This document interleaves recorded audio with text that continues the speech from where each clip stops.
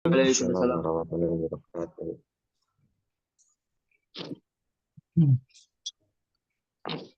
Ustadz Miftah berhalangan hadir karena beliau sedang umroh. Jadi pada kesempatan pagi hari ini, insya Allah akan saya badal ya, saya gantikan beliau, insya Allah.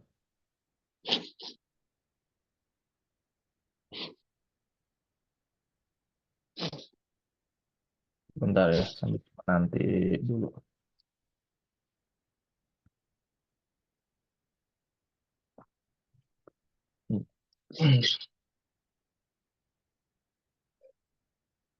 والجبن والفحل فقال الحلال ما أهل الله في كتابه وحرام ما حرم الله في كتابه وما سكت عنه فهو مما عفى عنه.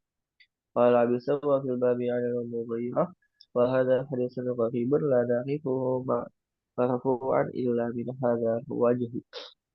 وروى سفيان وغيره عن سليمان سليمان التيمي عن أبي عثمان عن سلمان قوله وكأن الحديث موقوف حصل.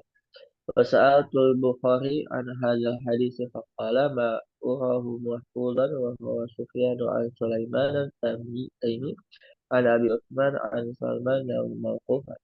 قال البخاري وسيف بن هارون مقارب الحديث وسيف بن محمد عن عاصم ذهب الحديث.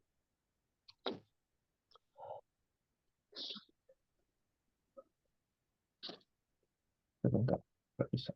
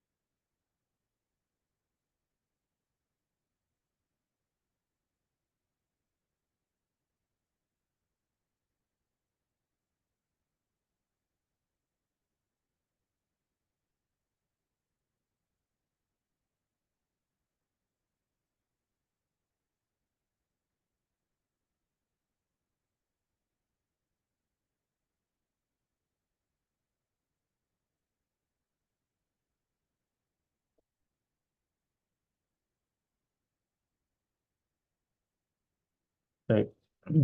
Apa tadi menyesuaikan dulu sambil mengkondisikan kelas yang lain.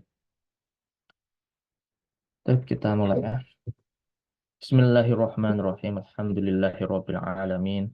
Assalatu wassalamu ala asrafil anbiya'i wal mursalin sayyidina Muhammadin wa ala alihi wa ashabihi ajma'in. Allahumma gfirli wa li walidayna wa li masyaykhina wa li ustadina wa li musrifina wa li sairil muslimina fid dharain amin.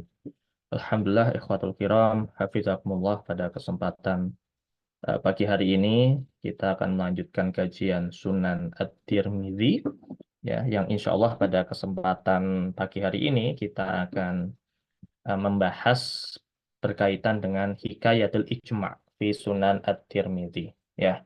Jadi berkaitan dengan bagaimana ijma' yang disampaikan oleh Imam At-Tirmidzi di dalam Sunan At-Tirmidzi. Ikhwatul kiram, kalau kita berbicara di antara ilmu yang disampaikan oleh Imam At-Tirmidzi dalam sunannya, ini kan banyak jenisnya ya. Salah satu ilmu yang sangat penting adalah yang kita bisa ketahui ketika membaca Sunan At-Tirmizi. Salah satunya adalah berkaitan dengan ilmu khilaf ya. Ilmu berkaitan dengan perbedaan pendapat di kalangan fuqaha, di kalangan para ulama tentang memahami atau menjadikan dalil suatu hadis yang dijadikan hujjah bagi amalan tersebut. Nah, sebagaimana kita ketahui apa namanya kefokusan beliau atau kemudian hikmat beliau dalam menyebutkan khilafiyah di kalangan para fuqaha, di kalangan para mazahib, eh, di kalangan para ulama mazahib, ya. Mereka Imam Tirmizi ini kemudian juga tidak melewatkan bahwa beliau punya ilmu juga berkaitan dengan ilmu ijma. Sebagaimana orang tidak akan mengetahui khilafiyah sebelum dia mengetahui mana yang majmu' alaih, ya. Dia tidak akan mengetahui khilafiyah sebelum dia mengetahui tentang perkara yang disepakati terlebih dahulu.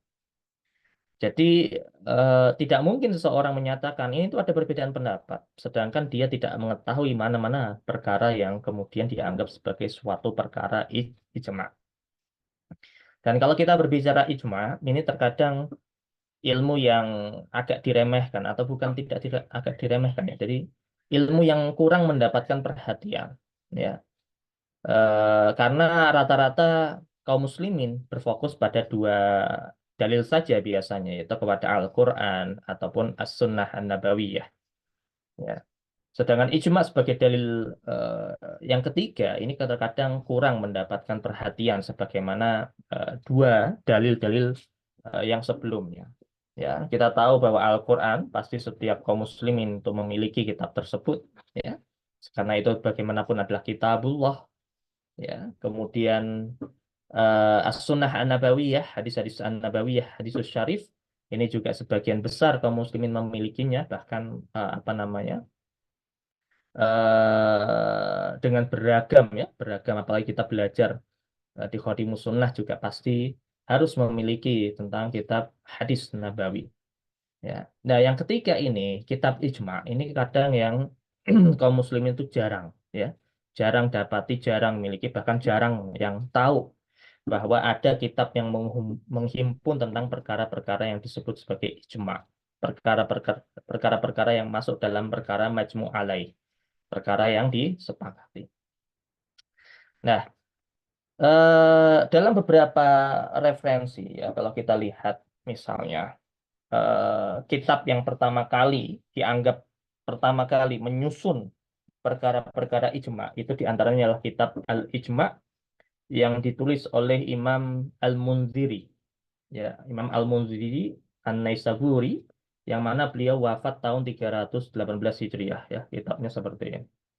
Al-Ijma, ya, karangan Imam Al-Mundhiri, ya, Imam Ibnu Al-Mundhiri, ya. Ini beliau dianggap sebagai yang pertama, ya, pertama menyusun perkara-perkara yang dianggap ijma, ya. Tapi kitab ini sebenarnya adalah kitab yang diringkas dari kitab beliau yang tebal, yaitu Al-Ausat, ya. Kemudian juga kitab-kitab beliau yang lain yang itu menghimpun perkara-perkara yang dianggap sebagai khilafiyah atau bisa dikatakan sebagai ensiklopedis, ya, ensiklopedis di zaman beliau mengumpulkan tentang perbedaan pendapat di kalangan para ulama. Jadi kitab beliau ini banyak, ya. Beliau itu punya kitab pertama itu kitab Al-Mabsut, ya. Jadi kitab Al-Mabsut nanti diringkas oleh beliau menjadi kitab Al-Ausat, ya. Yang beredar itu rata-rata kitab Al-Ausat. Kitab Al-Ausat sendiri sekarang yang cetakan Darul Falah itu 15 jilid, ya.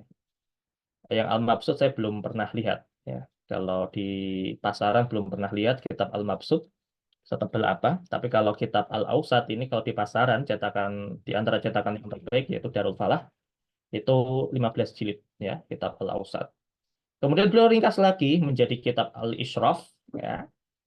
Nah, dari kitab Al-Ishraf ini nanti dikumpulkan ya perkara-perkara yang menjadi mujma' alaih, ya, perkara-perkara yang disepakati oleh para ulama, yang kemudian nanti muncullah kitab ini yaitu kitab Al-Ijma', ya, Imam Ibnu Al-Mundhir. Itu dianggap sebagai kitab pertama, ya, kitab pertama yang menghimpun tentang persoalan ijma'. Tetapi ikhwatul kiram yang menarik adalah ketika di Sunan At-Tirmizi ternyata banyak juga menyebutkan tentang hikayatul ijma'. Makanya apa namanya di kitab ini, ya, yang jadi rujukannya Ustadz Miftah dalam menulis materi-materi dalam Sunan Tirmizi itu pakai kitab ini. Al-Madkhal ila Jami' At-Tirmizi, ya. Ini 2 jilid kitabnya, ditulis oleh guru beliau sendiri, yaitu Syekh Abdullah bin Abdurrahman As-Sa'ad, ya, guru dari Ustadz Miftah, ya, Syekh Abdullah bin Abdurrahman As-Sa'ad, di antara guru, ya. Nah, di situ, di kitab ini Al-Madkhal ila Jami' At-Tirmizi, jilid yang pertama, beliau menyebutkan bahwa ketika banyak orang mengklaim bahwa kitab Al-Ijma'nya Imam Ibnu Munziri sebagai yang pertama kali menyampaikan persoalan-persoalan yang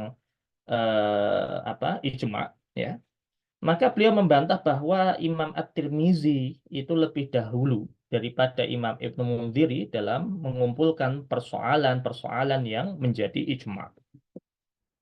Jadi kalau banyak orang tidak fokus atau kemudian tidak ngeh, ya, tidak paham atau tidak benar-benar mengenal persoalan-persoalan yang menjadi mujma' alaih, maka kita bisa mengetahui bahwa Imam Tirmizi di antara yang concern pada bidang tersebut, concern pada persoalan tersebut, dan banyak menukil persoalan-persoalan ijma' di dalam kitab As-Sunan At-Tirmizi, ya, As-Sunan At-Tirmizi. Nah, cuman di sini oleh Ustadz Miftah, pembahasan tentang ijma ini beliau fokus kepada hikayatul ijma, ya. Jadi bagaimana kita mengetahui perkara yang dimaksud ijma oleh Imam At-Tirmizi, ya.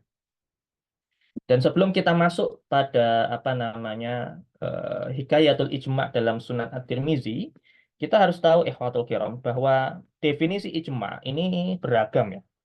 Jadi kalau kita bedah tentang takrifnya, ijma ini beragam. Banyak para ulama memberikan definisi yang berbeda-beda, ya.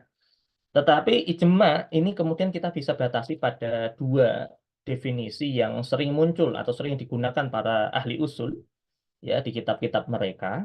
Yang ini nanti akan akhirnya nanti membuat kenapa, ya, seingat saya Syekh Utsaimin, ya, itu nggak tahu, saya lupa lagi di kitab apa, itu menyebutkan kitab ijma'nya Imam Ibnu Munzir ini dikatakan sebagai tasahul, sebagai yang bermudah-mudahan dalam menyebutkan ijma'. Nah, nanti juga mungkin hal tuduhan itu sama juga. Saya juga punya kitab lain, judulnya itu eh,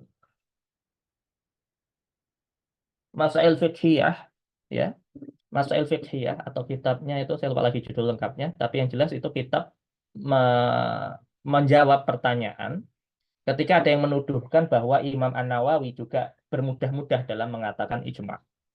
Ya, bermudah-mudah dalam mengatakan ijma.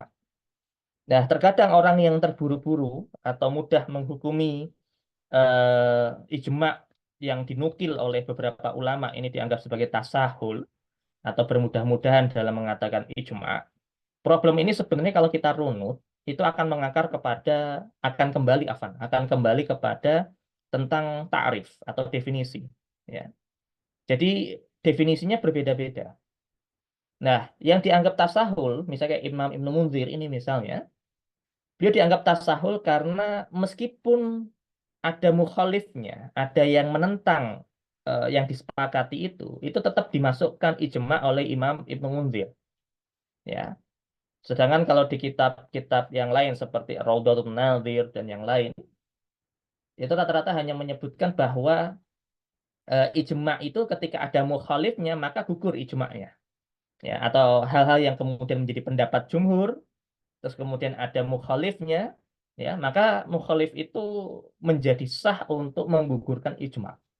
Itu kalau di beberapa kitab-kitab umumnya dalam masalah Hambali, seingat saya. Nah, sedangkan kalau definisi yang diambil oleh Imam Ibnu Munzir, termasuk Imam An-Nawawi, termasuk juga Imam Al-Qabari, ya, sebagaimana disebutkan dalam kitab Al-Ihkam fi Ushul Ihkamnya Al-Amidi, ya, itu menyebutkan bahwa mukhalif itu tidak senantiasa langsung bisa menggugurkan ijma ketika mukhalif itu berdalil dengan suatu dalil yang tidak sah atau suatu dalil yang misalnya lemah, ya. Bukan lemah lagi tapi suatu dalil yang kemudian tidak sah untuk dijadikan hujjah.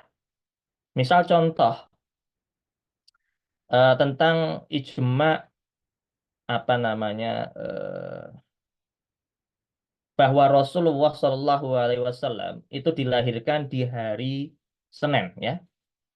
Rasulullah SAW dilahirkan di hari Senin itu sudah menjadi mujma' alaih ya.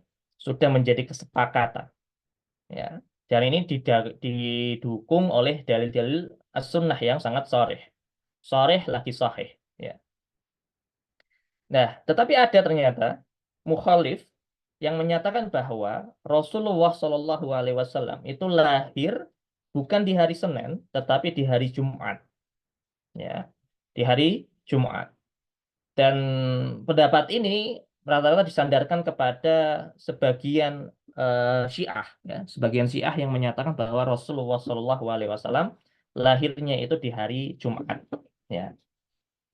Tapi yang menarik adalah di antara Imam Syiah, yaitu Imam Al-Baqir, ya, itu menyatakan bahwa apa namanya pendapat sebagian Syiah yang menyatakan Rasulullah Shallallahu Alaihi Wasallam itu lahir di hari Jumat itu beliau tidak mengetahui dari mana asal pendapat tersebut. Maksudnya di situ beliau tidak mengetahui asal adalah beliau tidak mengetahui di mana dalil atau hujah yang menyatakan bahwa Rasulullah Shallallahu Alaihi Wasallam lahir di hari Jumat. Sehingga meskipun mukhalif ini menyatakan bahwa Rasul lahir di hari Jumat, tetapi ini menjadi tidak bisa membatalkan ijma yang dimana Rasulullah SAW itu lahir di hari Senin, ya, di hari Senin. Nah, itulah kemudian definisi ijma yang digunakan oleh Imam Al-Mundhiri, ya, Imam Ibnu Mundhiri dan Imam An-Nawawi, termasuk Imam Al-Tabari, ya, termasuk juga sebenarnya adalah Imam At-Tirmizi sebenarnya juga menggunakan definisi ijma yang tidak berbeda jauh dengan para ulama-ulama di masa beliau ya. Tadi salah satunya Imam Ibnu Munziri, Imam At-Tabari ya dan lain-lain.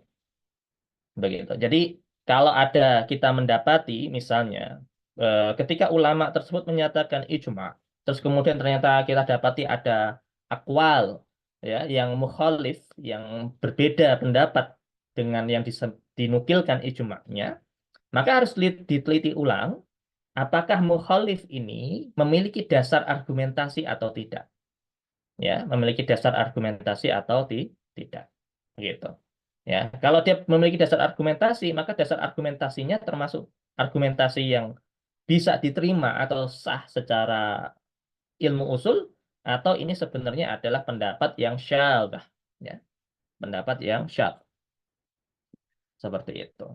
Nah, maka kita akan dapati bahwa di dalam Sunan Tirmizi ini akan menggunakan beberapa sigot, ya, sigot dalam menyebutkan bahwa perkara itu menjadi perkara yang ijma atau tidak. Seperti itu.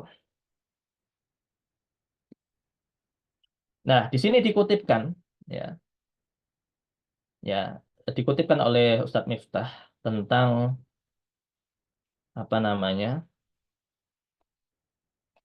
dikutipkan oleh Ustadz Miftah perkataan dari Imam Ibnu Rajab Al-Hambali. Ya, ketika menyebutkan lafaz yang digunakan oleh Imam At-Tirmizi ketika mengatakan wal amalu ala hadza inda ahlil ilm, ya, dan diamalkan hadis ini ya oleh para ahli ilmu, ya. Ungkapan ini adalah bentuk hikayah, ya, sebagaimana yang dikutipkan oleh Imam Ibn Rajab Al-Hambali. Beliau punya syarah atas Sahih Bukhari berjudul Fathul Bari, ya. Judulnya sama dengan apa yang ditulis oleh Imam Ibnu Hajar Al-Asqalani. Jadi jangan tertukar, jangan sampai salah bahwa Fathul Bari ini ada dua penulis, ya. Fathul Bari yang ditulis oleh Imam Ibnu Hajar Al-Asqalani dan Fathul Bari yang ditulis oleh Imam Ibnu Rajab Al-Hambali, ya. Jangan sampai tertukar, ya. Ya, Ibnu Rajab itu Damaskus, Imam Ibnu Hajar itu Mesir, ya. Nah, Imam Ibnu Rajab ini sebenarnya juga beliau itu punya kitab syarah ya, syarah atas Sunan Tirmizi. Cuman itu mafqud ya, nggak sampai kepada kita, hilang. Ya, jadi tulisan Imam Ibnu Rajab Al-Hambali dalam Sunan Tirmizi itu tidak sampai kepada kita. Jadi hilang. Cuman ada kitab yang sampai kepada kita, tulisan beliau atas Sunan Tirmizi yaitu adalah Syarah Ilal Ad-Tirmizi ya. Syarah Ilal Sugro ya, atau Syarah Ilal Sugro biasanya sebutnya begitu ya, atas Sunan Tirmizi. Karena kan Sunan Tirmizi itu dalam beberapa cetakan ya pasti menghimpun dua.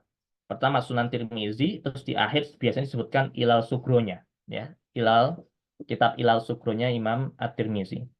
Nah, Imam Ibn Rajab itu yang sampai kepada kita adalah Syarah Ilal Sugro ya, yang kemudian ditahqiq oleh Syekh Nuruddin Etter ya, yang terbitan Darul Minhajil Qawim ya, 2 jilid ya, dalam bentuk 2 jilid itu yang sampai kepada kita. Sedangkan sisanya yang menjelaskan tentang Sunan Tirmizi itu tidak sampai kepada kita. Padahal banyak ulama menyanjung karya Imam Ibn Rajab dalam syarah beliau atas Sunan At-Tirmizi.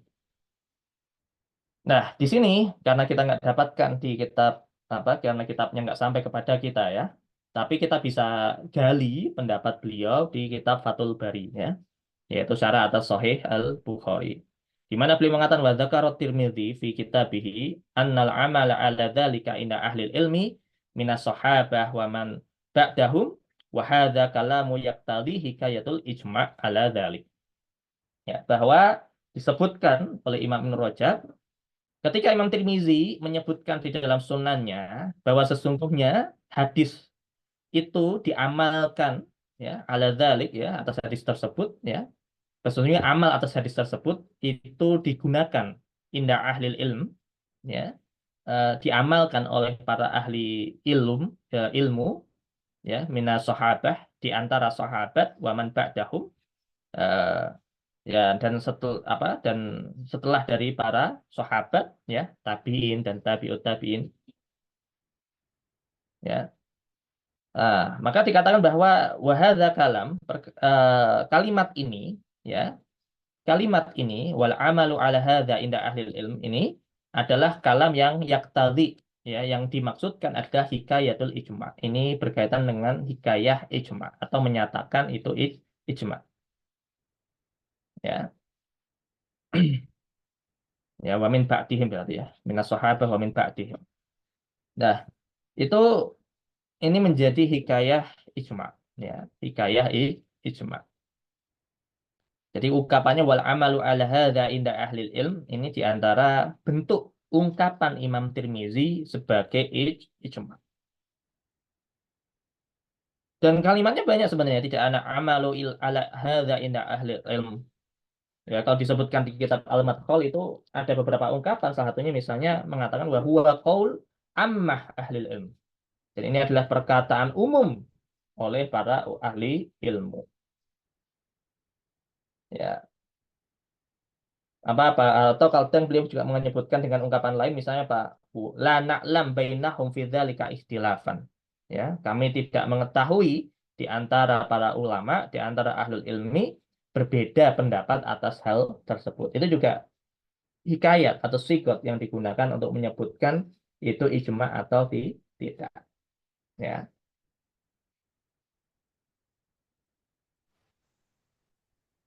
gitu. Tapi juga terkadang Imam Tirmizi itu menyebutkan ungkapan yang lebih soreh, lebih jelas ya, lebih soreh, lebih tegas. Ungkapannya misalnya waqad ajma'a ahlil ilmi min ashabin Nabi sallallahu alaihi wasallam wa tabi'in ya wa min ba'dihim ala anna ya, seterusnya kada wa kada misalnya. Itu ungkapan beliau yang lain, itu yang lebih soreh ya. Jadi beliau punya dua model ya, dua model untuk menyatakan sesuatu itu ijma atau tidak ya.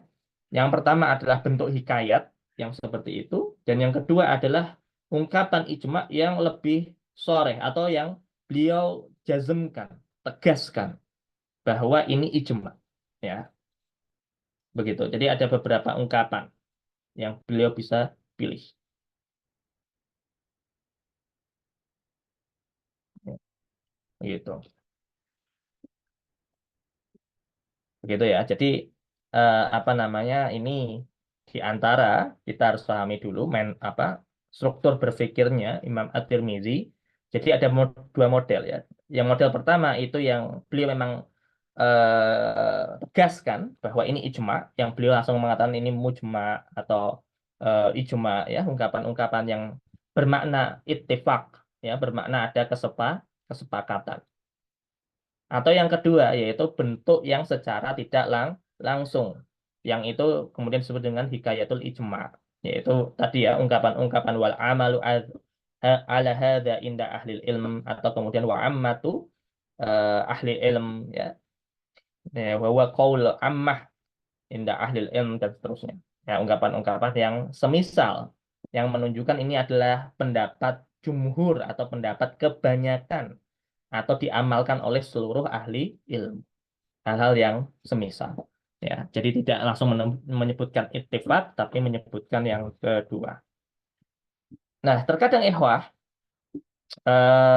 ada juga iskal ya yang muncul, misalnya kalau kita membahas ijma itu, misalnya pendapat dari Imam Ahmad bin Hambal ya, di mana Imam Ahmad ya itu menolak orang yang langsung menyatakan ini ijma dengan alasan bahwa kita nggak pernah tahu apa yang ada dalam benak seseorang ya, sehingga menyatakan sesuatu itu ijma itu menjadi apa namanya, bisa dikatakan bentuk dari berbohong katanya ya. Bentuk dari kadzib kata beliau.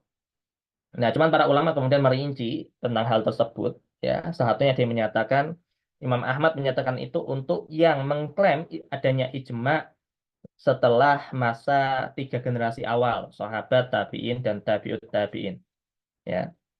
Sedangkan imam-imam yang lain ya itu tidak menggunakan seperti itu ya, tidak menggunakan seperti itu. Atau juga ada yang berargumentasi bahwa Imam Ahmad menyatakan itu karena memang tipikal sebagai kehati-hatian, untuk menyatakan bahwa sesuatu yang ijma baiknya dengan ungkapan yang sifatnya dengan hikayah, tidak dengan kalimat soreh ya, karena kita tidak bisa memastikan lah gitu, bahasanya begitu. Nah, makanya bentuk hikayah ijma ini memang menjadi apa, salah satu istilah atau penggunaan kata untuk kadang menyebutkan ijma yang tidak soreh ya, ijma yang masih apa ya, butuh penelitian ulang untuk menunjukkan betul nggak itu ijma, seperti itu ya. Baik. Nah, kita masuk kepada hadis yang ke-15 dalam Sunan Tirmizi. Ada yang mau coba baca hadis yang ke-15? Ya, kalau saya membaca terus ntar pusing, nggak ada yang nyimak. Ustaz Yusron mau coba baca? Nah, Ustaz. Insyaallah. Bismillahirrahmanirrahim. Alhamdulillahirabbil alamin. Allahumma shalli ala sayyidina Muhammad wa ala alihi wa ashabihi ajmain. Allahumma ighfir li ustadina wa li walidayhi wa li masyayikhi wa li jamil muslimina wal muslimat. Qala Abu Isa Muhammad bin Isa bin Sawrah At-Tirmidzi fi kitabihi Sunanut Tirmidzi babun fi karahatil istinja'i bil yamin. Haddatsana Muhammad bin Abi Umar al-Mukki qala haddatsana Sufyan bin Uyainah an Mak, Ma'mar ya, bukan. an Umar al-Makkiyu. al-Makki. Haddatsana Muhammad bin Abi Umar al-Makki qala haddatsana Sufyan bin Uyainah an Ma'marin an Yahya bin Abi Katsirin an Abdullah bin Abi Qatadah an abihi an Nabiy sallallahu alaihi wasallam naha an yamassar rajulu dzakarahu bi yaminihi wa fil babi an Aisyata wa Salmana wa Abi Hurairata wa Sahli bin Hunayfin.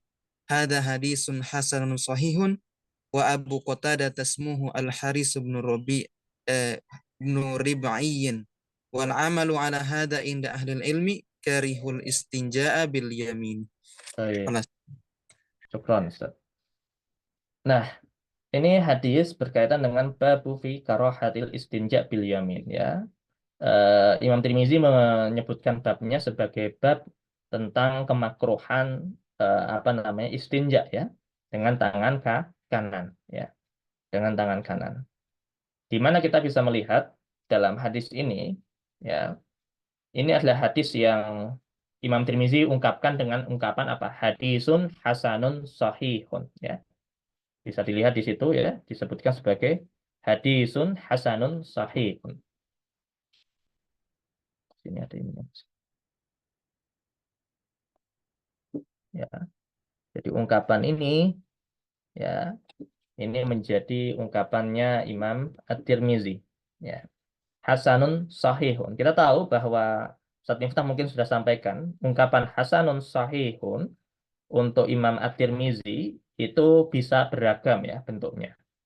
Ya, bisa bisa maksudnya adalah hasan di sisi yang lain, sahih di sisi yang lain. Atau hasan oleh ulama yang satu, sahih menurut ulama yang lain. Kita bisa lihat satu persatu. Yang pertama adalah Muhammad bin Abi Umar al-Makki. Ya, beliau tabaqat 10.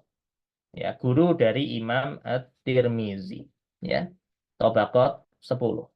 Tabaqat 10 itu berarti apa namanya di antara yang setara atau yang sesuai dengan Imam Al-Bukhari. Ya, nanti bisa cek lagi.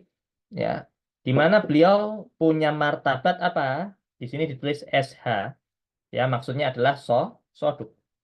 Ya, soduk. Nah, mungkin ungkapan inilah yang menyatakan kenapa Imam Tirmizi mengatakan ini Hasan. Ya, karena beliau soduk. Ya.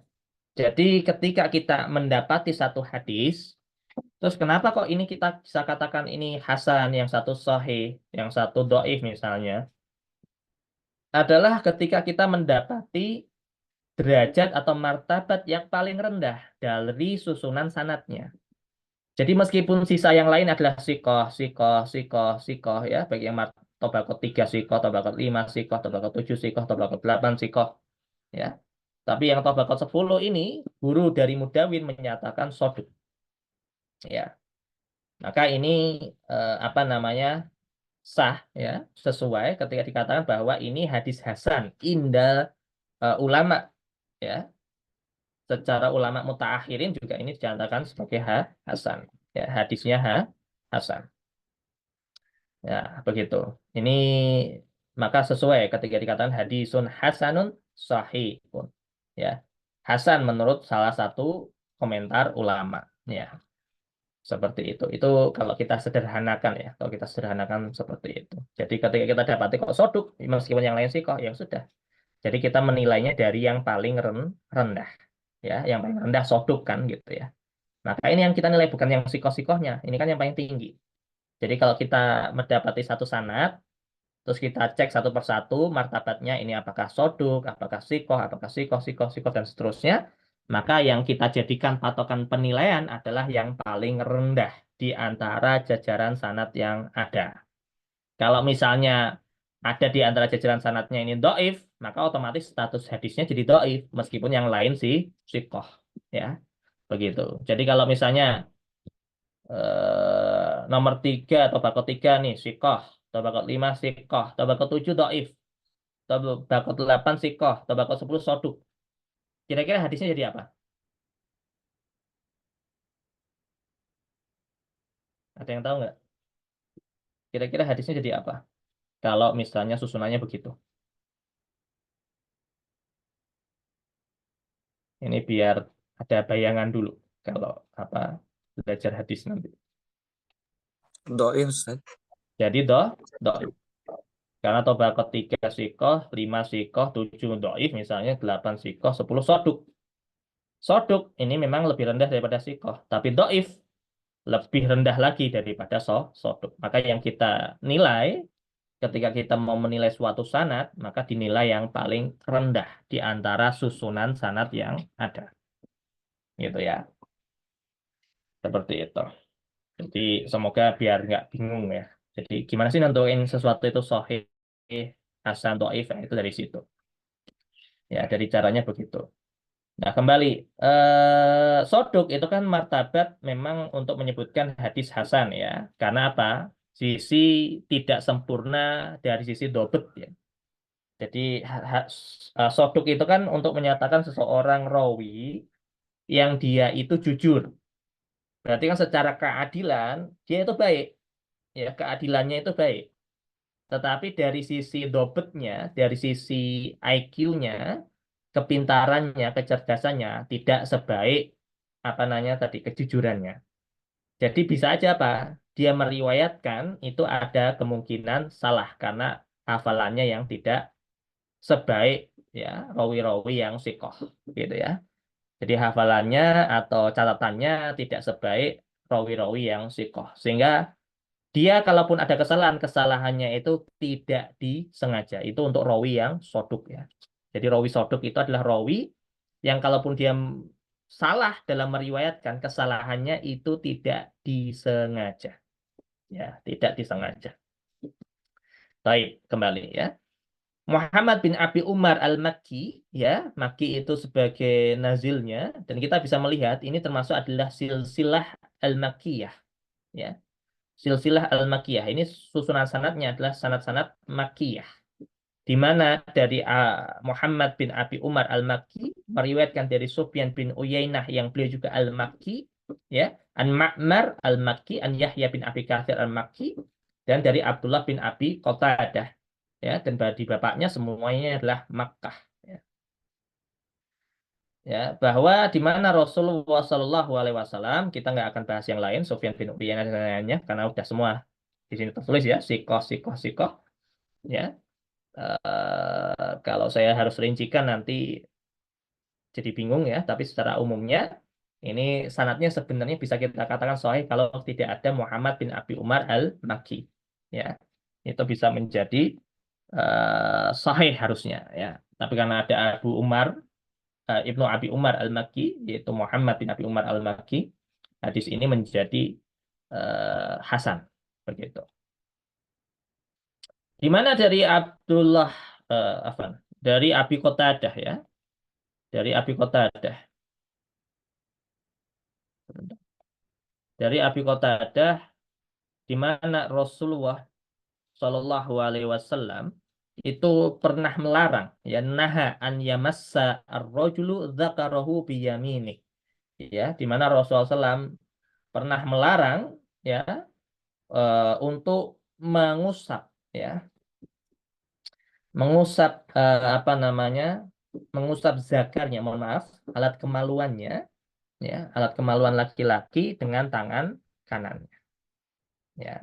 Jadi ini apa namanya sebagai bentuk apa hadis yang diriwayatkan oleh Abu Qatadah bahwa Rasul itu pernah melarang seorang laki-laki yang membersihkan, mohon maaf, ya, air kencingnya itu dengan tangan kanannya, ya. Maka kemudian Rasul mengingatkan untuk tidak boleh ya melarang yang sifatnya apa ini karohah ya, makruh ya, perkara yang makruh bukan sampai haram, karena nanti tinggal kembali kepada teori usul fiknya ya. Kenapa ini bisa disimpulkan makruh? Karena nanti berkaitan dengan iktidau bitarki ya bigoiri jazim ya, yaitu tuntutan untuk meninggalkan yang tidak tegas. Ya, maksudnya tidak tegas apa? Karena tidak disertai dengan sanksi tertentu. Ya, jadi kalau larangan ini disertai sanksi, ya maka menjadi haram, begitu kan? Kalau kesimpulan dalam usul fikihnya. Tapi kalau kemudian larangannya tidak disertai sanksi, maka bigoiri jazm, ya, maka larangannya tidak dengan tegas, hanya bersifat larangan tanpa hukuman, itu berarti sifatnya hanya makruh. Ya, begitu kalau kita kaitkan dengan teori usul fiqh. Kemudian ya, wafil bab ya, kalimat Imam At-Tirmizi ketika mengatakan wafil bab dan di dalam bab ya menunjukkan ada hadis yang serupa, yang setema ya, yang setema dengan hadis ini. Kalau hadis ini kan yang meriwayatkan Abu Qatadah ya, bahwa ada hadis yang serupa, yang setema, yaitu dikatakan wafil bab. Maka dikatakan wafil bab yang serupa dengan babnya. Yaitu babnya apa? Bab fi karahatil istinja bil yamin. Maka ada hadis juga yang diriwayatkan oleh Ibunda Siti Aisyah radhiyallahu anha.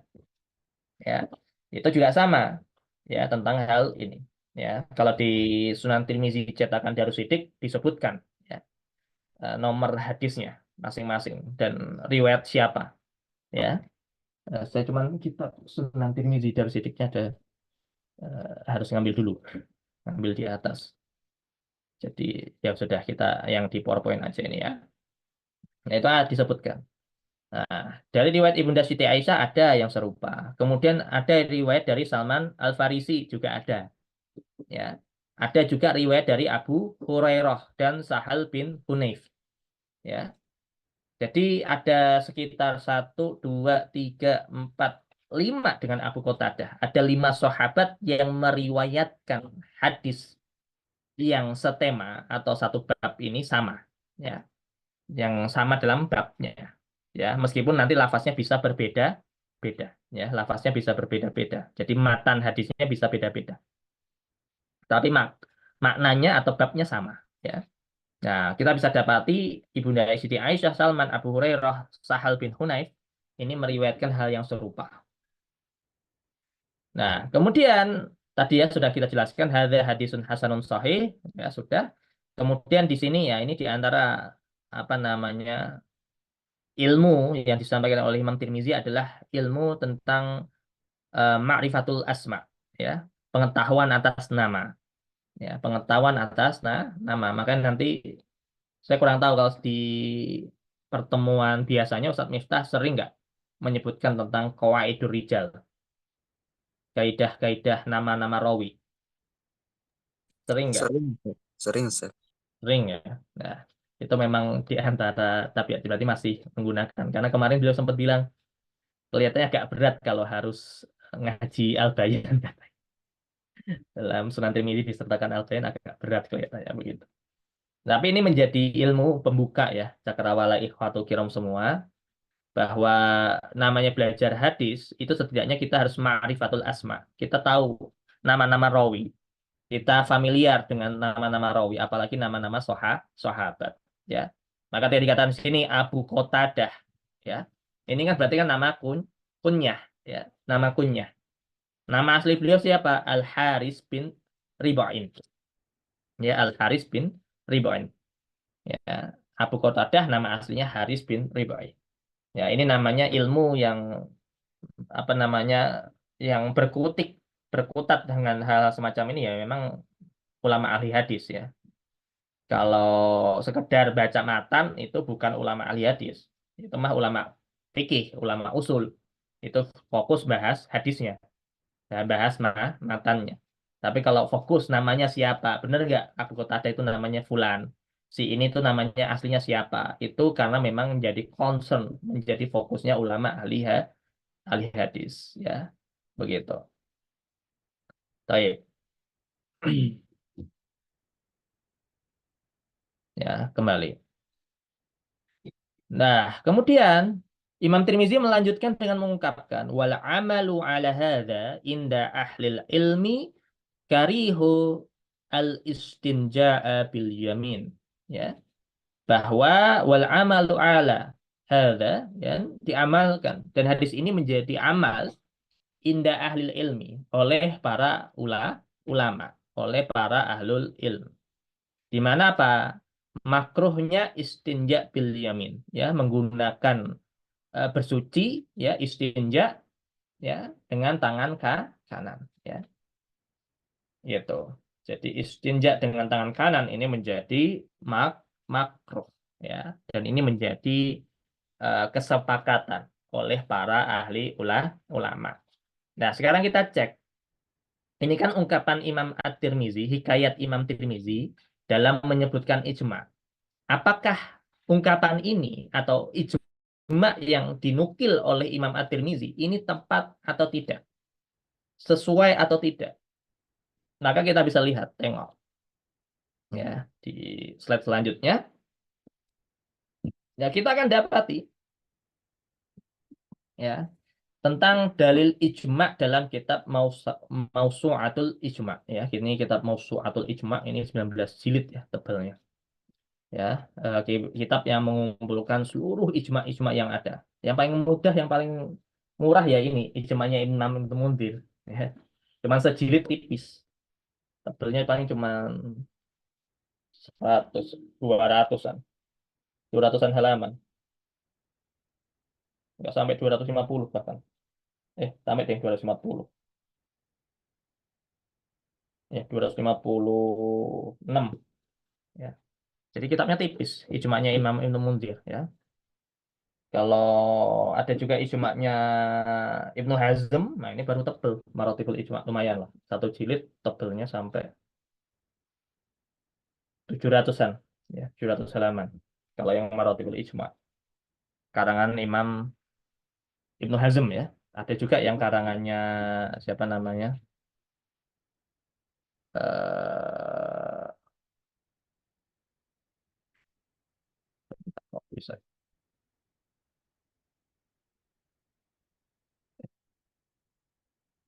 Ya, ya.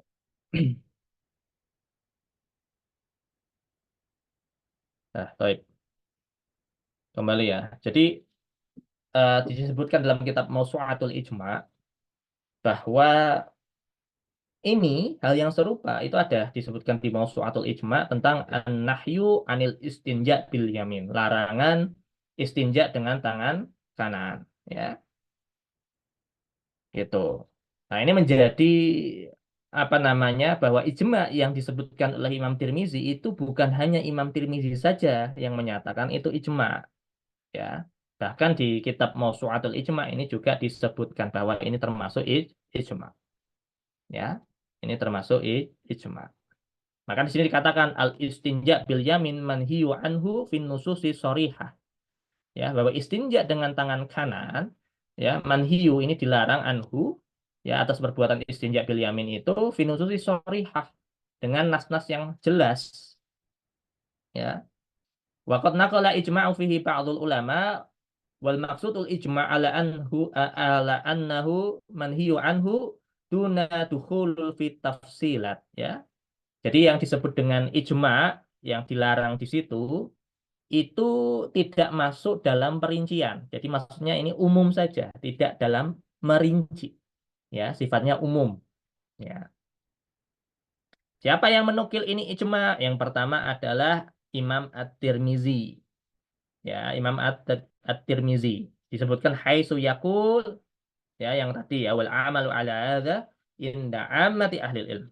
Ya. Nah, sama. Kemudian siapa juga yang menukil selanjutnya? An-Nawawi, Imam An-Nawawi. Ya, di mana Imam An-Nawawi ya, Imam An-Nawawi dalam kitab hmm, Al-Muhalla, Syarah Muntah Al-Muhalla. Bukan Muhallanya.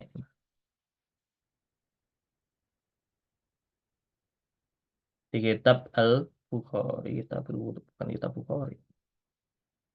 Ya. Imam An-Nawawi biasanya di dalam Syarah Al-Majmu', Syarah Al-Muhadzab nih. Al-Majmu', Syarah Al-Muhadzab. Afwan. Syarah Sahih Muslim ya, Syarah Sahih Muslim. Saya tadi coba baca jalan kakinya di mana. Oh, ini di bawah sini. Ya. Jadi kalau Imam Nawawi menukil ya dan menyebutkan juga ini ijma ya itu di dalam Syarah Sahih Muslim beliau. Ya di mana Imam An-Nawawi mengatakan haitsu yaqul ya mengatakan waqat ajma'ul ulama ala annahu manhiyu 'anil istinja bil yamin. Ya, tsummal jamaahir ala annahu nahyi tanzihi wa adab la nahyi tahrim ya. Jadi kata Imam An-Nawawi bahwa para ulama telah bersepakat tentang larangan beristinja dengan tangan kanan. Cuman jumhur ulama. Nah, ini yang nanti khilafiyahnya di sebabnya apa? Sebab larangannya apa? Gitu ya. Kalau sama-sama dilarang, itu betul, itu menjadi ijma. Cuman sebab larangannya apa? Apakah karena tanzih wa adab atau tahrim? Nah, ini nanti ada khilafiyah. Ya, ada khilafiyahnya. Begitu. Ya, jadi makanya kenapa dikatakan tidak sampai haram hanya makruh karena sebab larangannya adalah tanzih ya wa adab ya berkaitan dengan adab dan kesucian saja bukan dari sisi yang lain ya wa naqalahu anhu Asy-Syaukani dan juga Imam Asy-Syaukani ya juga menyatakan hal yang sama bahwa ini adalah ijma ya di kitab Nailul Autar ya, dan seterusnya ya dan al-muwafiquna 'anil ijma' wafiqu 'ala hadza ijma' al-Hanafiyah wal Malikiyah ya. Dan juga ijma ini disepakati oleh imam apa dalam mazhab Hanafi dan Maliki ya. Bisa dilihat di catatan kakinya ya di situ. Nah, ini apa namanya bahwa ijma yang disampaikan oleh Imam Tirmizi ini bukan hanya Imam Tirmizi saja yang menyatakan ini ijma. Tetapi banyak ulama ya tadi seperti Imam An-Nawawi, Asy-Syaukani ya. Kemudian juga menyebutkan apa namanya para ulama yang berijma, para ulama dalam mazhab Hanafi dan para ulama dalam mazhab Maliki. Ya, seperti itu. Nah, itu namanya nukilan ijma'nya ini benar ya, ada yang mendukung tidak hanya Imam Tirmizi, jadi tidak sendirian beliau dalam menyatakan ini. Nah, mustanidul ijma ya, sandarannya ijma. Kenapa kok ijma ada sandaran ya? Ijma itu terkadang ijma itu bisa dikatakan sebenarnya adalah kesepakatan dalam ijtihad. Kesepakatan dalam ijtihad. Sehingga karena dia kesepakatan dalam ijtihad, maka dia butuh sandaran dalil lain, dalil Quran dan hadis.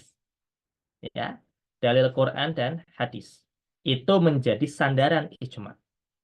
Jadi kalau ada orang menyatakan ijma tidak disebutkan dalilnya, kita harus husnuzon bahwa kalau sesuatu itu ijma, berarti dia pasti ada sandaran dalilnya. Karena bagaimanapun, ijma itu adalah ijtihad yang disepakati. Ya, ijtihad yang disepakati. Sehingga pasti ada sandaran ijma'nya. Maka nanti ada ungkapan bagus dari Imam Asyuti ya. Imam Asyuti. Di antara perkara yang ajaib itu kalau ada orang menyatakan di zaman kami telah terjadi ijma'. Di zaman kami telah terjadi ijma', sedangkan di masanya kosong dari mujtahid. Jadi kalau ada satu generasi, satu masa, mereka mengklaim bahwa terjadi ijma' begini, sedangkan di masa itu para mujtahid itu kosong, nggak ada para mujtahid di zaman itu. Maka kesepakatan atau ijma' yang mereka klaim itu gugur, batal, karena bukan kesepakatannya para mujtahid. Ya, karena tadi ijma' ini adalah hasil dari ijtihad yang disepakati oleh para mujtahid. Ya, itu umumnya begitu para ulama mendefinisikan secara umum ya. Belum nanti kalau kita rincikan ijma itu ada ijma sahabat ya, ada ijma umat, ada ijma apa namanya mustahid, ada ijma ahlul bait dan seterusnya ya. Sebelum kita bahas itu, ijma itu secara definisi itu begitu. Yaitu istihad yang disepakati oleh para mustahid. Nah, tinggal mustahid yang dimaksud mustahid generasi siapa? Generasi sahabat kah? Generasi tabi'in kah? Tabi'ut tabi'in atau seterusnya. Nah, kata Imam Asy'ari tadi, kalau ada orang yang klaim ini telah terjadi kesepakatan, telah terjadi ijma' di zaman kami, sedangkan zaman kita kosong dari mujtahid, maka klaim ijma' itu batal. Klaim ijma' itu gugur. Ya, karena kesepakatan orang yang bukan mujtahid dan perbedaan pendapat yang bukan mujtahid itu tidak ada gunanya. Ya, tidak menjadi pertimbangan untuk menyatakan ijma atau menggugurkan ijma. Ya, seperti itu. Wallahu a'lam. Baik, ya kembali ya yang diambil dari nas-nas syariah ya, baik itu Al-Qur'an atau As-Sunnah. Yang pertama disebutkan hadisnya Abu Qatadah ya, sebagaimana yang dalam Sunan Tirmizi yang tadi ya. Kalau di sini yang dikutipkan dalam Sahih Al-Bukhari ya. Di mana qala Rasulullah SAW, kalau tadi kan Abu Qatadah hanya langsung menyimpulkan ya. Kalau di sini Rasulullah SAW langsung menyatakan idza ata ahadukum al-khala fala yamsi dzakarahu biyaminih. Ya. Ya, jadi kalau salah seorang dari kalian mendatangi apa namanya tempat untuk buang air, ya, maka janganlah dia menyentuh dengan tangan kanannya, ya, kemaluannya. Janganlah dia menyentuh kemaluannya dengan tangan kanannya. Ya, ini apa namanya bentuk, ya, bentuk larangan yang menunjukkan bahwa Rasulullah Shallallahu Alaihi Wasallam melarang para sahabat untuk bersuci dengan tangan kanan. Ya. Kemudian hadis yang kedua, hadisnya Salman Al Farisi, ya. Hadisnya Salman Al Farisi, ya, dalam juga di kitab Sahih Bukhari dan Sahih Muslim, ya sama, ya. Nahana Rasulullah SAW an nastanjia bil yamin, ya, bahwa Rasulullah SAW telah melarang kami untuk beristinja dengan tangan kanan, ya. Jadi dua dalil ini, dua hadis ini termasuk yang dalam Sunan Tirmizi menjadi sandaran terjadinya ijma, ya. Wajhud dilalah, ya, apa sudut pandang atau cara penarikannya, kita bisa melihat bagaimana para ulama menyimpulkan dari hadis itu. Wajud dilalahnya apa? Al hadisus sharih bidalalatil mutabaqah alal mas'alatil bab. Ya, wajud dilalahnya, cara penarikan kesimpulannya, ya, hadis ini sharih, ya, hadis ini sangat jelas, ya, untuk menunjukkan larangan itu sebagaimana dalam bab ini, yaitu an-nahyu anil istinja bil yamin. Ya, jadi ini sangat jelas, ya, tidak memerlukan hal-hal yang rumit, ya. Jadi kita cukup mengambil zahirnya hadis, ya. Mengambil zahirnya hadis itu sesuai sudah dengan hadisul bab, ya, atau mas'alatul bab, begitu. Natijahnya apa? Annal ijma'a mutahaqqiq li'adami wujudil mukhalif fi mas'alah. Ya, wallahu taala a'lam. Jadi kesimpulannya ijma ini benar, ya, karena ketiadaan mustahid yang menyalahi atas persoalan tersebut, ya, begitu. Baik, yang kedua, kita masuk yang kedua. Ada yang coba baca? Fadol, kalau ada.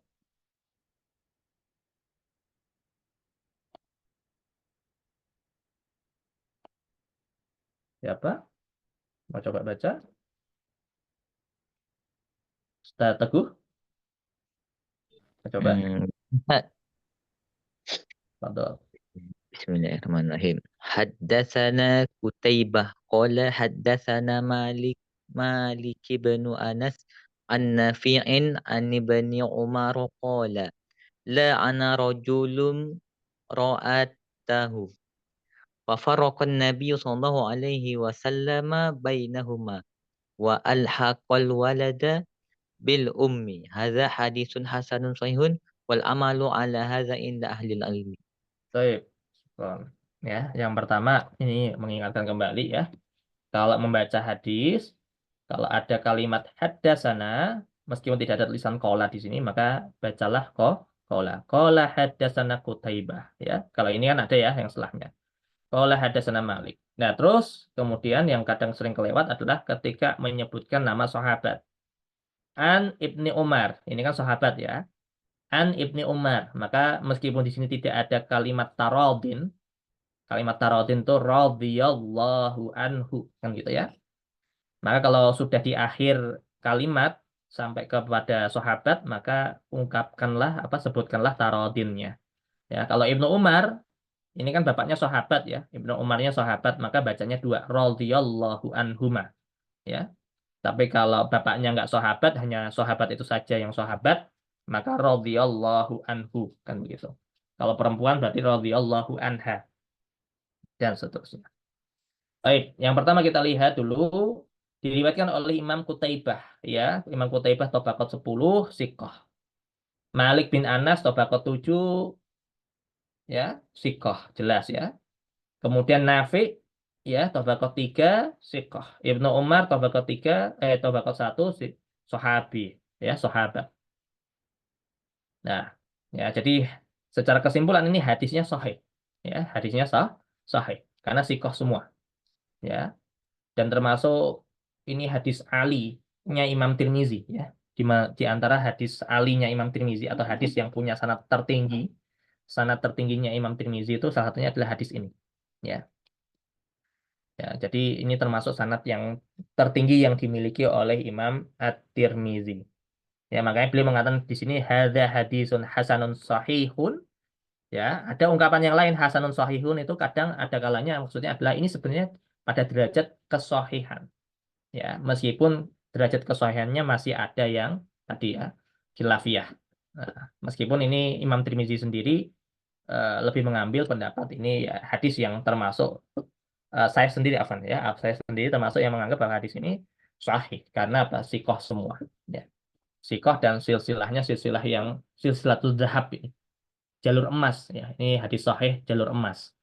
Ya, Malik bin Anas An-Nafi an Ibni Umar ini sudah tidak ada khilaf lagi tentang perkara itu. Baik. Ya, di mana Ibnu Umar mengatakan la an rajulun. Ya. Ya, ada dari seorang laki-laki ya. Dia punya istri ya. Apa namanya? Seorang laki-laki yang pengen cerai ceritanya atau mendapati perkara yang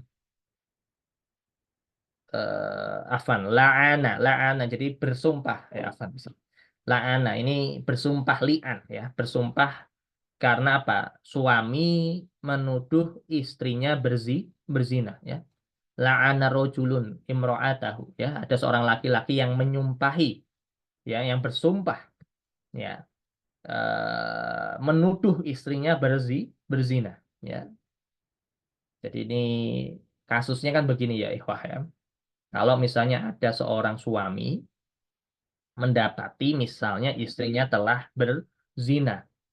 Cuman sang suami ini tidak punya bukti. Maksudnya tidak punya bukti itu gimana? Bukti dalam perzinahan itu kan harus 4 orang saksi yang adil. Kan begitu ya.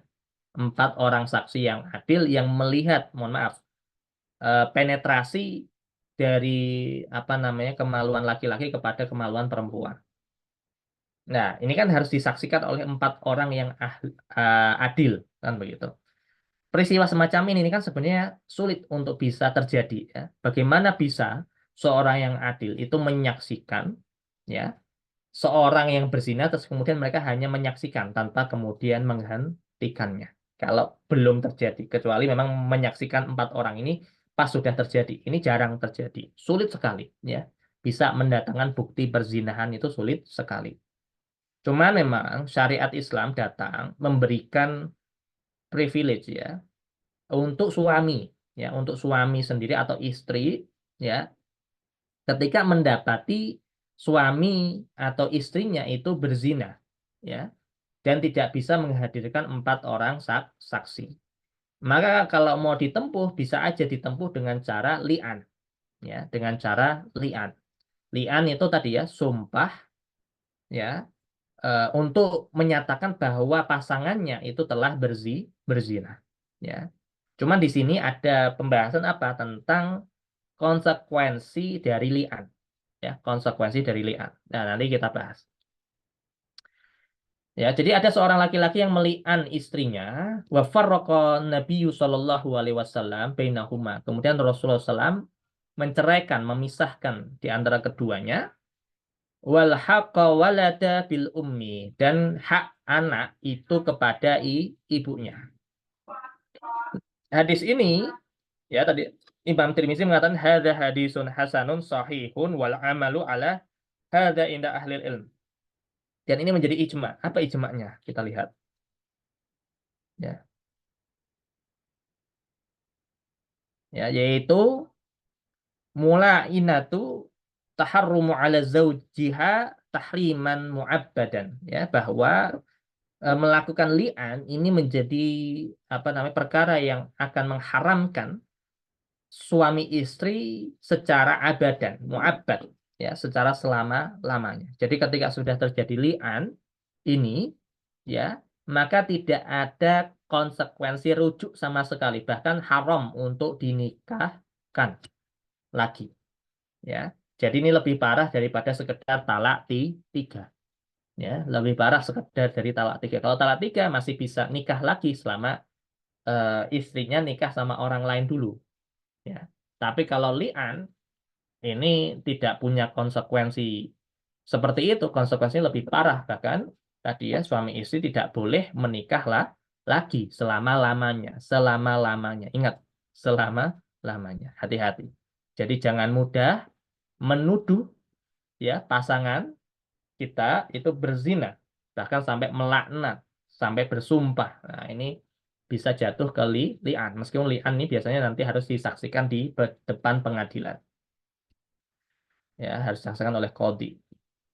Begitu ya.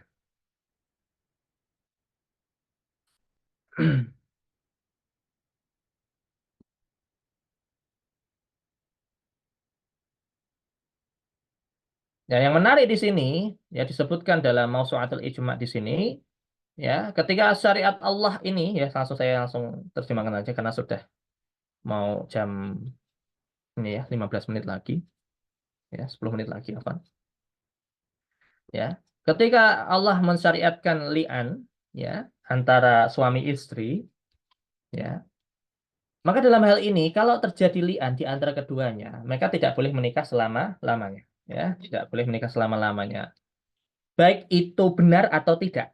Ya, baik itu misalnya sang suami atau istri itu menolak sumpah tersebut ataupun tidak, ya, baik dia menolak ataupun iya atau kemudian sebaliknya, baik itu kemudian dia benar melakukan ataupun tidak, li'an itu konsekuensinya adalah dia tidak boleh dinikahi selama-lamanya oleh orang yang meli'annya, ya, seperti itu. Nah, kemudian di sini disebutkan mana kalau ittifaq ala dzalik ya, dan kemudian ini terjadi kesepakatan atas hal tersebut. Kesepakatan ini banyak disebutkan ya. Selain Imam Tirmizi dengan ungkapan wal amalu ala hadza inda ahli ilm, ini yang menjadi titik poin hikayat ijma'nya Imam Tirmizi ya. Tetapi para ulama juga menyebutkan seperti pertama Imam Ibnu Hazm ya. Imam Ibnu Hazm apa namanya menolak ya menolak. Imam Ibnu Hazm menyebutkan apa kesepakatan atas hal ini ya di kitab beliau ini ya Maratibul Ijma', di kitab Maratibul Ijma' ya disebutkan oleh Imam Ibnu Hazm apa bahwa ini termasuk fasah nikah ya, yaitu nikah yang awalnya sah kemudian digugurkan ketika mereka melakukan li'an ya. Ya, ketika salah satu dari mereka atau kedua-duanya itu saling melaknat. Ya, kemudian disebutkan wala khilaf fi dzalik, tidak ada perbedaan dalam hal tersebut. Kemudian juga disebutkan oleh Imam Ibnu Hubairah ya, sama dengan ungkapan yang sama ya, wa ittifaqu ala anna firqah farqah tala'an waqi'ah ya. Jadi telah sepakat tentang kalau berpisahnya selama-lamanya orang yang meli'an. Jadi ini berkaitan dengan ungkapan wa farraqan nabiyyu sallallahu alaihi wasallam bainahuma ya. Jadi ungkapannya ini yang dimaksud sebagai ijma'nya di kalimat ini. Ya ketika ada la'ana rajulun imra'atahu wa farraqan nabiyyu sallallahu alaihi wasallam ya. Farraqan nabi ini menjadi kalimat ya wa farraqa ini yang menjadi ijma'nya, menjadi kesimpulan di mana para ulama bersepakat tentang cerai secara abadan. Begitu. Ya Imam Ibnu Qudamah, yang kemudian Imam Asy-Sya'rani ya dengan ungkapan-ungkapan yang sama ya. Ungkapan-ungkapan yang tidak jauh berbeda.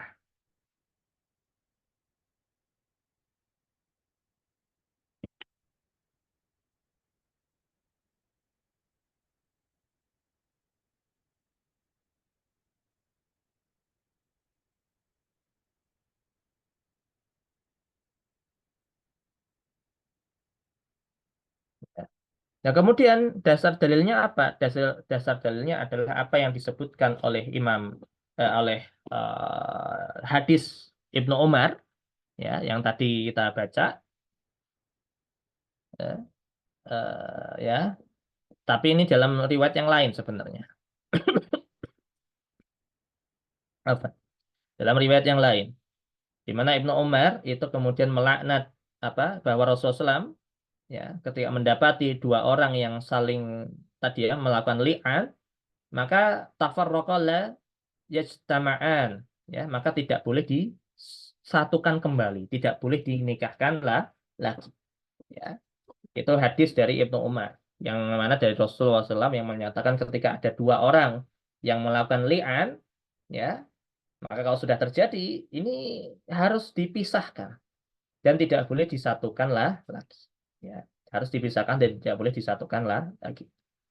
Dan yang kedua dikatakan wa qaul Umar wa Sahal bin Sa'ad, ya, ini adalah perkataan atau pendapat ijtihadnya Umar, Sahal bin Sa'ad, Ali bin Abi Thalib, Ibnu Abbas, Ibnu Mas'ud, ya, dan yang lain-lain yang menyatakan apa, ada tambahan abadan bahwa ini sifatnya selama-lamanya, ya, ini menjadi dalil atas ijma, ya, dalil atas ijma'nya tentang tidak boleh menikah kembali pernikahan yang difasah, pernikahan yang dirusak karena sebab li'an, ya, karena sebab li'an tidak boleh terjadi pernikahan kembali, ya.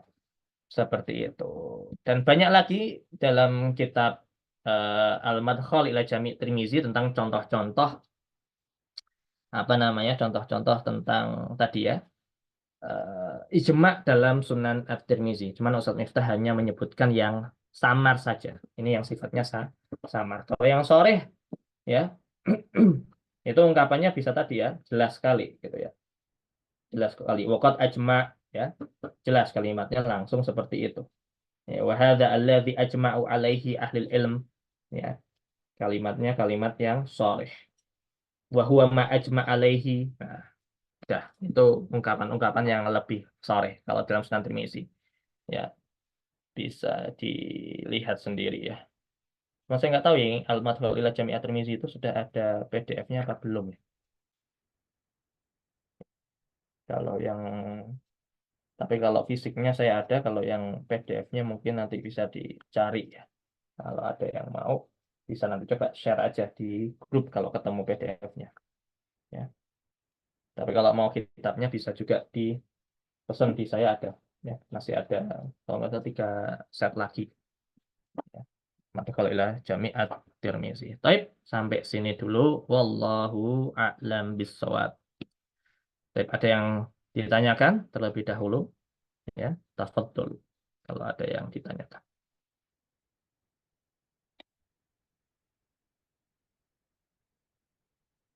Taib, ini ada yang nanya, di kitab saya tertulis Anba'ana Qutaibah, Anba'ana Malik, ya. Anba'ana ini sebenarnya hampir sama dengan Haddasana. Ya, ungkapan-ungkapan ini terkadang dijadikan satu. Ya, meskipun nanti ada yang membedakan antara anba'ana dengan haddasana. Ya, tetapi perbedaan lafaz anba'ana dengan haddasana ini tidak signifikan. Tidak signifikan. Jadi tidak masalah. Ini hanya perbedaan dalam menggunakan sigot ta'amul wal adanya saja. Ya, sigot. Jadi suatu hadis itu disebutkan ta'amul wal ada itu dengan sigot tertentu kan. Kalau anba'ana ya dengan haddasana kadang juga sebutnya apa namanya haddasana dengan astagfirullahaladzim saya kok malah lupa.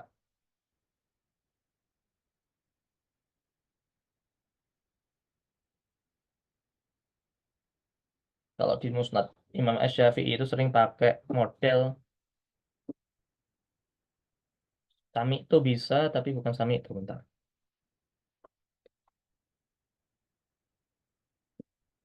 Bentar, coba saya cek dulu.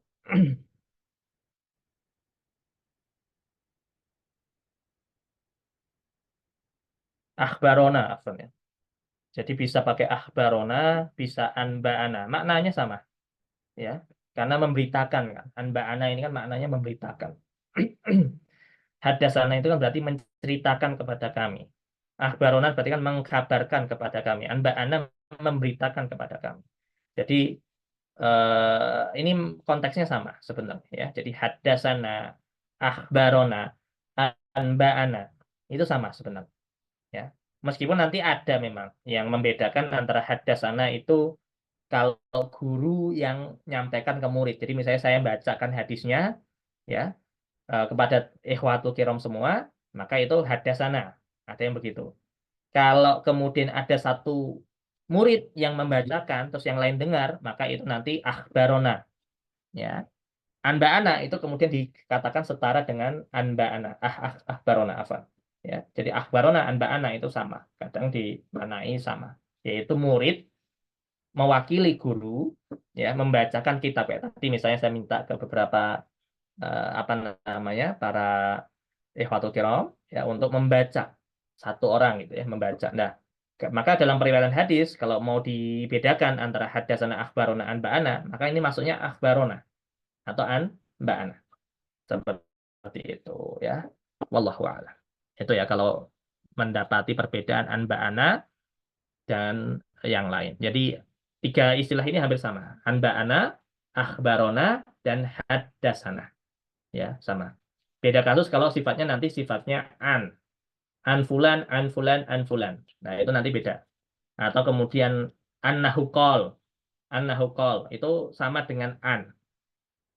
Ya. Jadi ini nanti ada pembahasan di akhir-akhir ya, akhir-akhir di kitab Al-Qawaidul Asasiyah itu ada pembahasan akhir-akhir tentang sigot, ta'amul wal ada. Termasuk nanti lebih rinci lagi di kitab Nuzhatun Nadhar di semester yang ke depan. Begitu. Baik. Wallahu a'lam. Kemudian ini ada dari Ustadz Salim, cetakan mana dan tahqiqan terbaik kitab Al-Madkhal? Apa? Ya, cetakan mana dan tahqiqan terbaik kitab Al-Madkhal apa ya Ustadz? Kitab Al-Madkhal Jami' Tirmizi ini cuma satu penerbitnya. Darul Muhaddis. Ya, cuman Darul Muhaddis. Ini soalnya kitab kontemporer, jadi nggak ada muhakiknya. Ya, kitab kontemporer. Ditulis oleh Syekh Abdullah bin Abdurrahman Sa'ad. Ya. Jadi ini memang kitab kontemporer hanya satu penerbitnya, Darul Muhaddis. Gitu. Ya, ini aja cetakan pertama aja terbitnya 2022. Ya, kitab baru soalnya. Ya, termasuk kitab baru. Ya, cuman harganya agak lumayan, 400 ribuan. Ya, 420 ribu satu setnya, 2 jilid itu ya. Begitu. Itu di kitab Al-Madkhal ila Jami' Tirmizi. Jadi kalau ikhwatul kiram masih nggak puas misalnya baca di PowerPoint-nya Ustadz Miftah, ya materi-materi beliau semuanya dari sini. Dari Al-Madkhal ini. Ya. Al-Madkhal ila Jami' Tirmizi. Seperti itu. Ya, wallahu a'lam. Baik. Ada lagi kira-kira yang mau ditanyakan? Yang masih dibingungkan tentang ijma atau tentang semisalnya dalam Sunan Tirmizi, ya, tafadhol. Ada kira-kira? Ustaz, izin tanya Ustaz. Siap. Ini Ustaz untuk penggunaan kitab Taqribut Tahzib Hmm. Imam Ibnu Hajar Ustaz. Hmm. Itu kan ada di ujung-ujungnya itu ada kayak ada sigot minar robi atau enggak minal khamsa itu Hmm. tobakohnya Ustaz ya. Betul. Itu tabakot. Kalau yang minar rabi, minal khamis, dan seterusnya, itu bentuk tobakotnya. Jadi tobakotnya nanti kita melihat ke sisi tadi. Apa namanya, di mukaddimah ya. Mukaddimah Taqribut Tahzib itu kan ada penjelasan tentang tobakot, tentang martabat. Ya. Iya, siap. Yang dibuat rumus atau pakai angka khamis dan seterusnya itu untuk yang tobakot. Jadi kalau disebutnya sahabat berarti tobakot 1. Ya.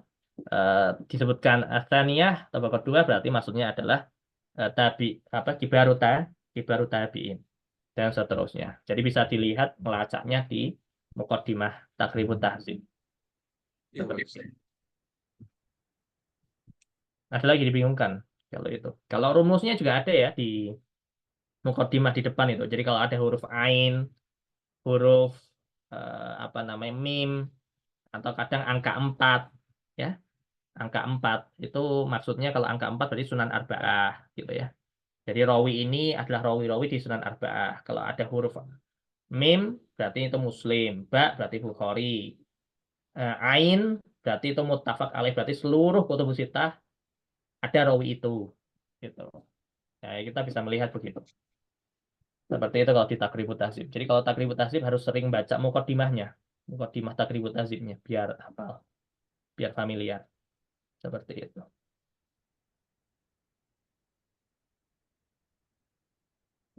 Ada yang bingung kan kira-kira kalau baca takrib atau baca Sunan Tirmizi, fadol aja. Ya, Izin bertanya, Ustaz. ya bangga.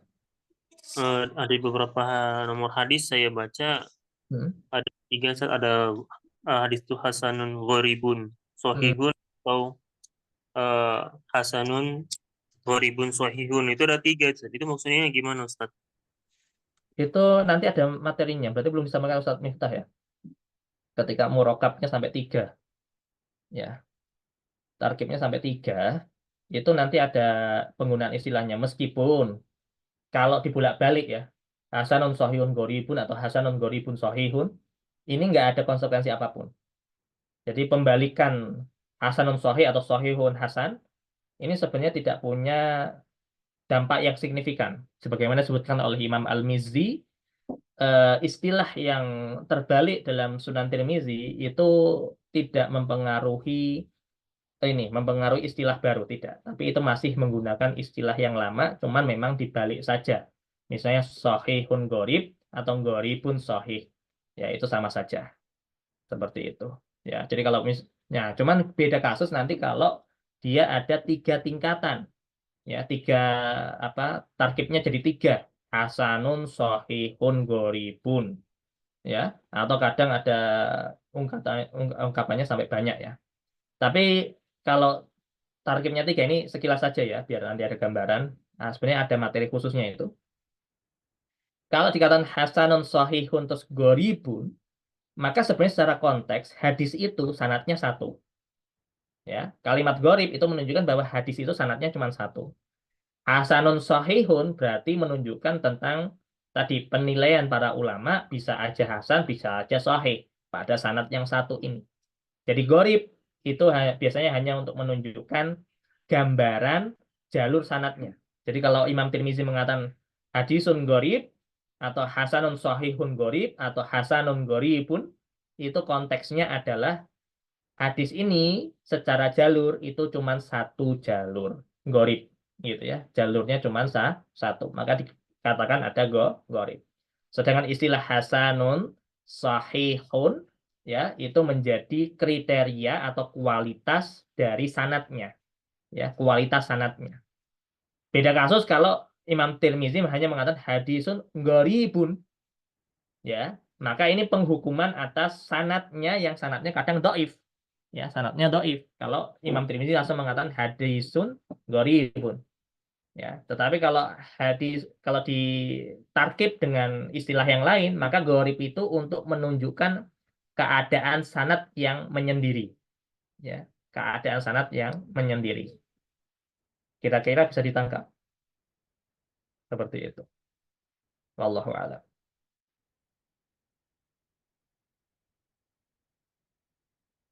Ya, jadi hasanun sahih itu penilaian pada sanatnya, gharib keadaan sanatnya. Ya, keadaan sanatnya. Nah, beda kasus kalau Imam Tirmidzi mengatakan hadisun gharibun, maka itu penilaian sanad bahwa sanatnya gharib dan ini dhaif. Itu begitu. Jadi memang ini istilahnya agak ribet kalau kita tidak terbiasa dengan membaca Sunan Tirmizi. Ya, begitu. Dan itu semua dijelaskan kok di kitab Al-Madkhal ila Jami' At-Tirmizi, itu dijelaskan secara rinci sekali dengan contoh-contohnya. Jadi enak kalau baca, itu enak sekali. Seperti itu. Meskipun mungkin ya kalau bingung ya namanya bingung, baca pasti begitu. Ikhwatul kiram, kalau kita belajar nggak bingung, itu berarti kita belum belajar. Kalau kita baca kitab belum sampai kita bingung dengan kitabnya, berarti kita belum benar-benar membaca kitab itu. Karena pasti ada yang miss informasi kita, miss pemahaman kita. Jadi kalau kita baca kitab ada yang kita bingungin, itu wajar. Karena berarti kita serius dalam belajar sehingga kita harus mencari apa yang kita miss itu. Maka dalam hal itu penting, kadang kita membaca kitab itu butuh guru. Ya, membaca kitab itu butuh guru. Dalam artian di sini apa? Ketika kita ada bacaan yang kita ragu, bacaan yang kemudian kita ngerasa kok saya bingung atas apa yang disampaikan, maka itulah pentingnya kita bertanya kepada guru kita seperti itu. Wallahu a'lam. Mungkin cukup sampai situ ya, kalau tidak ada yang ditanyakan lagi karena sudah mau jam 7. Ikhwatul kiram, saya mohon maaf atas segala hilafnya ya, dan doakan semoga guru-guru kita senantiasa sehat dan bisa membersamai kita sampai menyelesaikan pembelajaran. Itu saja yang bisa saya sampaikan, lebih kurangnya mohon maaf. Mari kita akhiri dengan membaca doa kifaratul majlis. Subhanakallahumma bihamdik, subhanallah, astaghfiruka wa atubu ilaik. Adanallahu wa iyyakum ajmain wa afu minkum. Akhirul kalam. Wassalamualaikum warahmatullahi wabarakatuh. Waalaikumsalam Waalaikumsalam warahmatullahi warahmatullahi wabarakatuh. Jazakumullahu khairan. Jazakallah khair, Barakallahu Ustaz. fikum. Ahsanallahu ilaikum. Barakallahu fikum.